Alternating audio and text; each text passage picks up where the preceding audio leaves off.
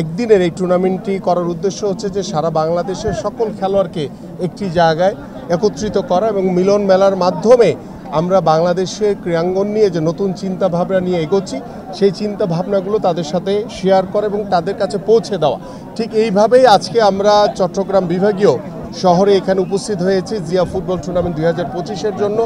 এবং আজকেও ঠিক একইভাবে বাংলাদেশের বিভিন্ন প্রান্ত থেকে সাবেক যারা জাতীয় ফুটবলার তারা এখানে উপস্থিত হয়েছেন এবং আজকের খেলার মাধ্যমে আমরা একটি বার্তা এবং একটি মেসেজ দিতে চাই যে আগামীতেও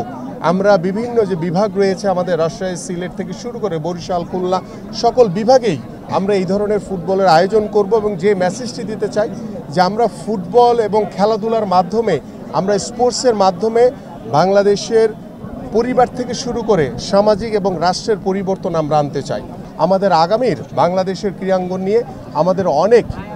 পরিকল্পনা রয়েছে, সেটা আল্লাহ পাক যদি আমাদেরকে আগামীর জাতীয় যে নির্বাচন হবে সংসদ নির্বাচন সেই নির্বাচনে আমাদেরকে যদি নির্বাচিত করে আমরা যদি সরকার গঠন করতে পারি ইনশাল্লাহ আপনারা দেখবেন আপনাদের মাধ্যমে জাতির সামনে বলতে চাই যে বাংলাদেশের ক্রীড়াঙ্গনে একটি ম্যাসিভ পরিবর্তন আসবে ইনশাল্লাহ। আপনারা জানেন যে বাংলাদেশ জাতীয়তাবাদী দল এদেশের সাধারণ মানুষের দল এবং বাংলাদেশ জাতীয়তাবাদী দল সবসময়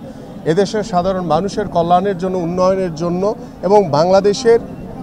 স্বাধীনতার যে ঘোষক, মহান স্বাধীনতার ঘোষক শহীদ রাষ্ট্রপতি জিয়াউর রহমান বাংলাদেশের পথে প্রান্তরে গ্রামে গঞ্জে ঘুরিয়ে বেরিয়ে যেভাবে বাংলাদেশকে ঐক্যবদ্ধ করেছিলেন আমরা বিশ্বাস করি আমাদের মাননীয় ভারপ্রাপ্ত চেয়ারম্যান জনাব তারেক রহমান সেই চিন্তা ভাবনা নিয়েই আগামীর একটি নতুন বাংলাদেশ গড়তে চান এবং আমরা গত 17 বছর যে স্বৈরাচারের দুর্বিষহ নির্যাতন নিপীড়নের শিকার হয়েছি ভবিষ্যতে যাতে এই ধরনের কোনো ফ্যাসিস্ট কিংবা কোনো স্বৈরাচার মাথাচাড়া দিতে না পারে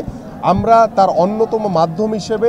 খেলাধুলা এবং ক্রীড়াঙ্গনকে সাথে নিয়ে আমরা ক্রীড়াঙ্গনকে পুঁজি করে আমরা আগামীতে প্রত্যেকটি সমাজ ব্যবস্থায় খেলাধুলার মাধ্যমে আমরা